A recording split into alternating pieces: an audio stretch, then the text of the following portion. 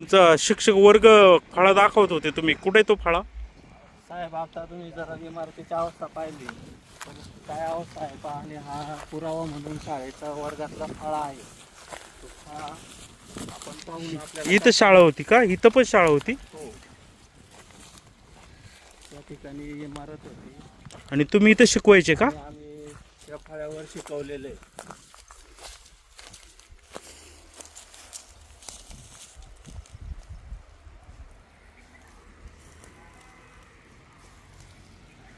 आज आज त्या क्षणाला ह्या शाळेची ही अवस्था आहे.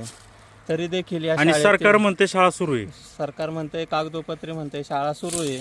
आणि आमच्यानंतर ज्या शिक्षकांची नेमणूक केली आज ते भरगतचा पगार देखील घेत आहे. त्यांना ज्यांनी कामच केलं नाही त्यांना 10-10 वर्षाचा फरक 35-35 लाख रुपये देखील या ठिकाणी मिळालेला आहे.